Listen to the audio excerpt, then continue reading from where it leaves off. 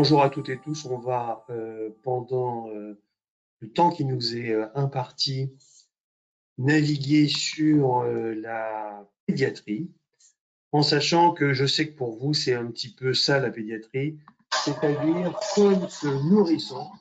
Voilà, vous êtes là, vous avez la niaque absolue. Il n'y a pas une barrière qu'on vous a mis, mais c'est deux barrières.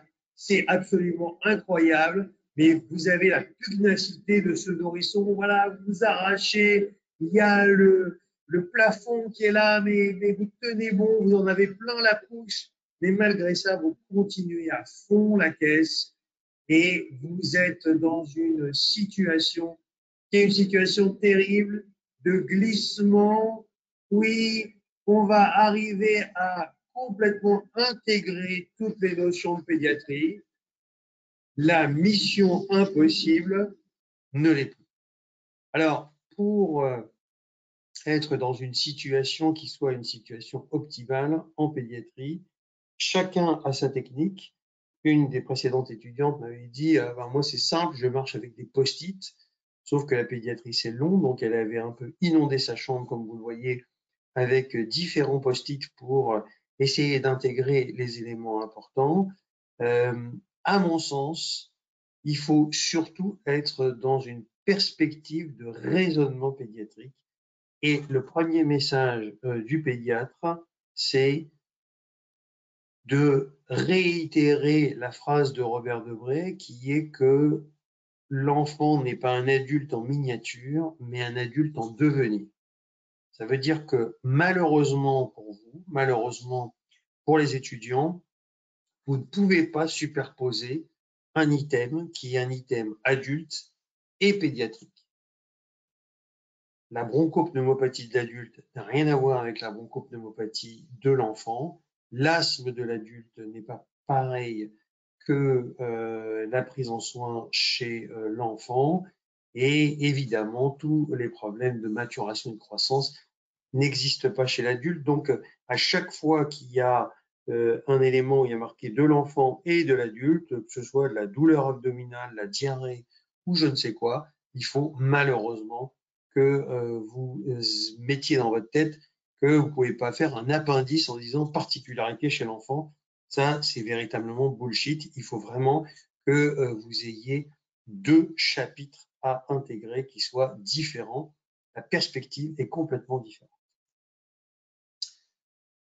Évidemment, je vais faire en sorte que vous ne vous endormiez pas avec un rythme qui sera soutenu. Donc, n'hésitez pas à m'envoyer des questions sur le chat en temps voulu. J'y répondrai très volontiers en sachant que de toute façon, l'enregistrement va vous être proposé à volonté et le diaporama sera disponible en streaming. Donc, vous pourrez revoir et re-revoir cette conférence à vol. Donc, essayons de mettre un petit peu de légèreté dans ce monde de lourdeur qui nous impose un dimanche matin de se lever si tôt et débutant.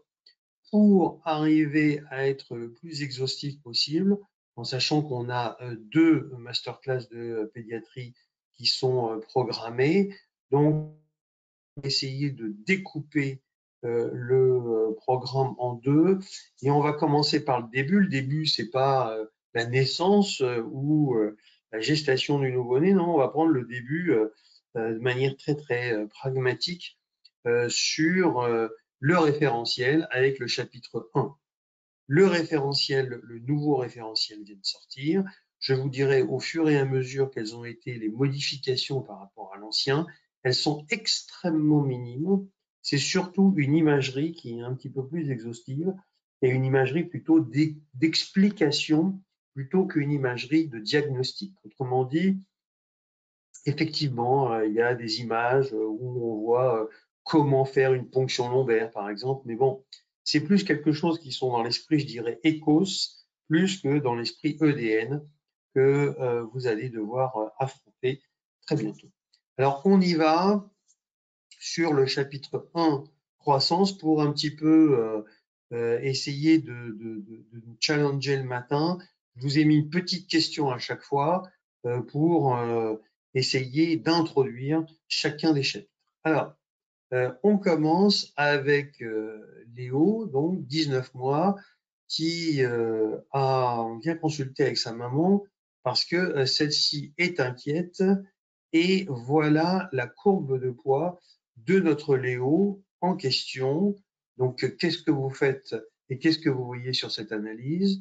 On sait que la courbe de périmètre crânien est complètement stable, que la courbe de taille s'infléchit et que, comme vous le voyez, la courbe de poids s'est infléchie avant la courbe de taille. Donc, dans une courbe de croissance, il faut toujours voir le poids et la taille, c'est indissociable, il faut absolument voir les deux. Et vous pourrez raisonner en fonction de cet infléchissement. Alors, beaucoup d'étudiants me disent, mais est-ce qu'il y a un rapport et une différence entre infléchissement et cassure?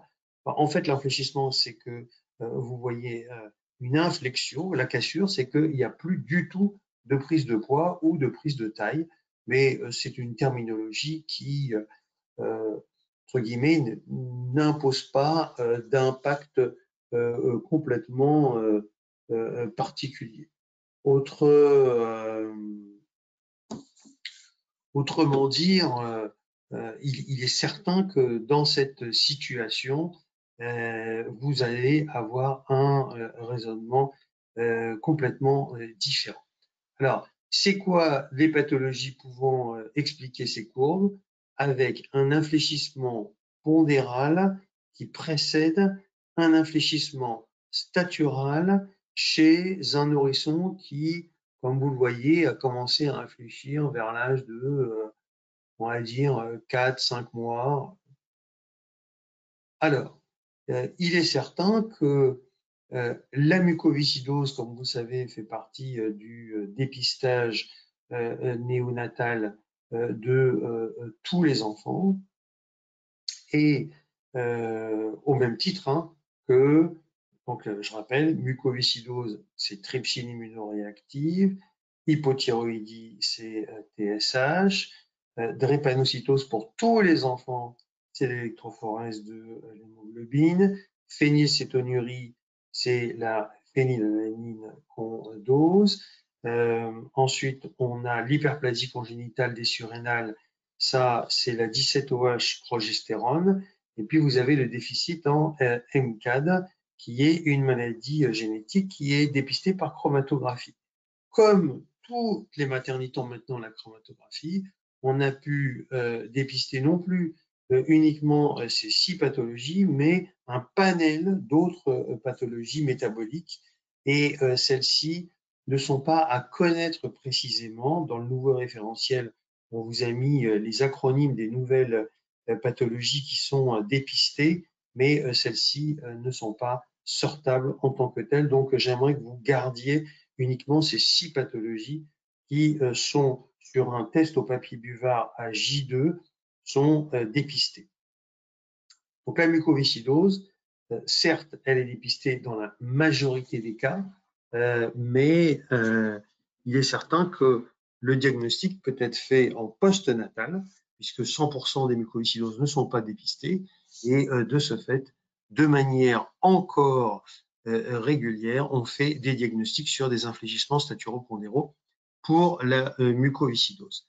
La maladie cœliaque est une maladie qui est une maladie qui a un certain gradient nord-sud, c'est-à-dire qu'elle est plus fréquente au nord et moins fréquente au sud, mais elle existe un petit peu partout. Et donc cette intolérance au gluten démarre en termes de symptomatologie à l'introduction du gluten qui se fait en même temps que la diversification alimentaire, c'est-à-dire à la fin du 4e mois et au début du 5e mois. Et la maladie cœliaque peut être diagnostiquée tout au long de la vie à partir du moment où on consomme du gluten, comme vous le savez.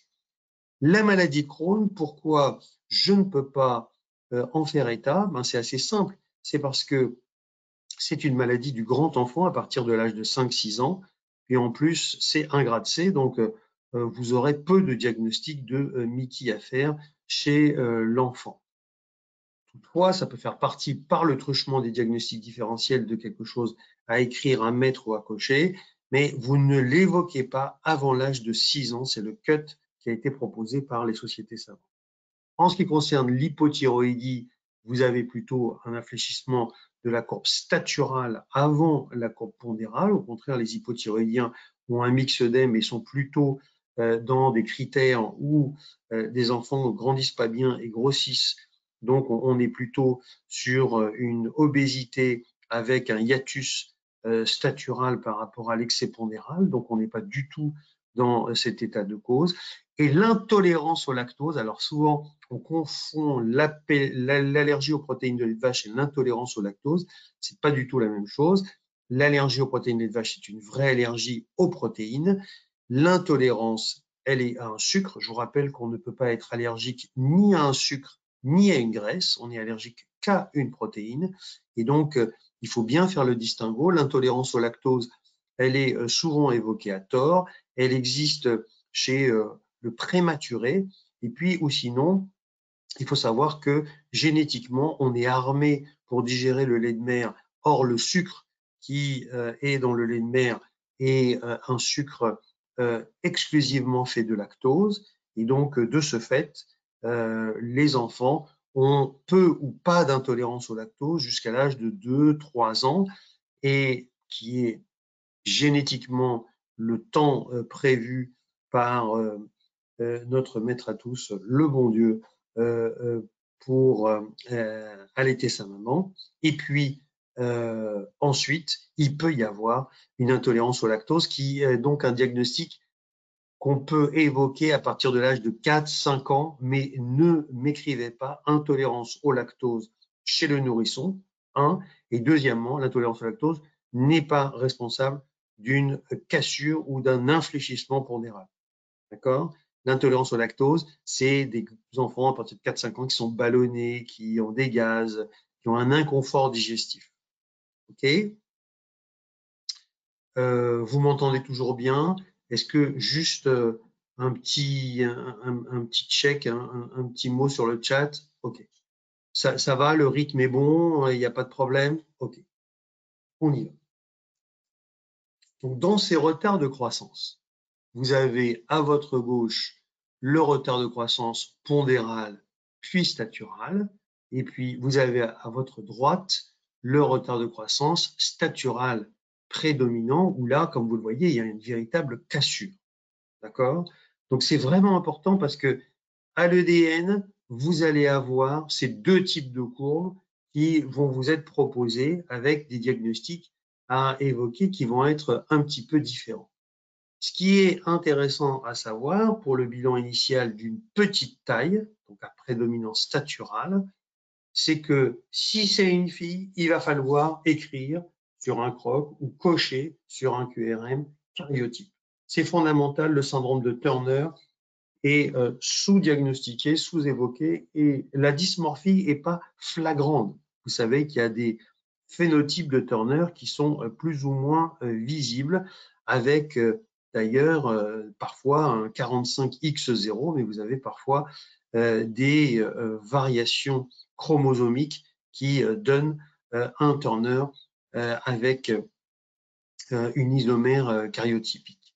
Le dosage d'IGF-1 est absolument indispensable puisque c'est comme ça qu'on voit le déficit en hormones de croissance, T4-TSH pour l'hypothyroïdie, les anticorps anti-transglutaminase pour faire en sorte, devant ce bilan initial, de faire le diagnostic de maladie cœliaque, car la maladie cœliaque peut donner, contrairement à ce que vous pourriez croire, un retard statural majoré ou isolé sans avoir de défect pondéral. Donc je coche, c'est un piège ça, d'accord?